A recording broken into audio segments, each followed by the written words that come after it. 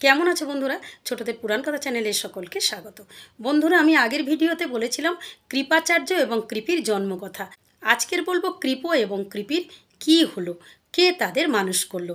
শরদ্দান মুনি তো অন্যত্র চলে গেছেন। তিনি তো জানেন না যে তার শরীর থেকে পড়ে যাওয়া বীর্য থেকে একটি পুত্র এবং একটি কন্যার জন্ম তিনি দিয়েছেন। ওই সময়ে হস্তিনাপুরের রাজা শান্তনু এসেছিলেন মৃগয়া করতে। তিনি শিকারের উদ্দেশ্যে এদিক ওদিক ঘুরছিলেন। তার কানে গেল সদ্যজাত শিশুর কান্না। তিনি সেই কান্না শুনে সেখানে এলেন এবং অবাক হয়ে দেখলেন দুটি সদ্যজাত মানব শিশু সেখানে পড়ে রয়েছে এবং তারা কাঁদছে। তাদের মধ্যে একটি পুত্র এবং একটি কন্যা।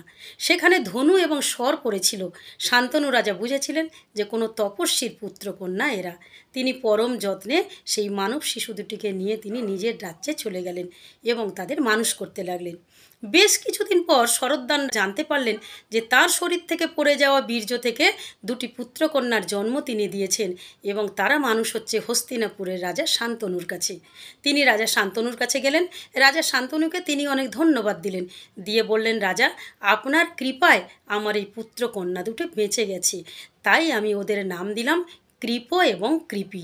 আমার পুত্রের নাম দিলাম কৃপ এবং আমার কন্যার নাম দিলাম কৃপি। এই বলে আবার রাজাকে ধন্যবাদ জানিয়ে শরদ্দান মুনি তার পুত্র কন্যাকে নিজের কাছে রাখলেন এবং তাদের মানুষ করতে লাগলেন।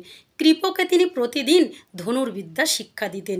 দিনে দিনে কৃপ শ্রেষ্ঠ ধনুর্ধারীতে পরিণত হলেন এবং কৃপ পরে অন্যদেরও ধনুর্বিদ শিক্ষা দিতেন এবং তাকে সবাই আচার্য বলে ডাকত।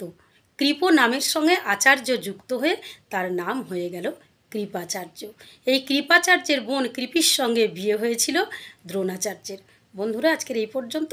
পরের দিন আসবো অন্য একটি কাহিনী নিয়ে। আর আজকের কাহিনী কেমন লাগলো তোমরা লাইক কমেন্টস করে দিও। যারা এখন আমার চ্যানেলটিকে সাবস্ক্রাইব করোনি তারা আমার চ্যানেলটিকে সাবস্ক্রাইব করে দিও।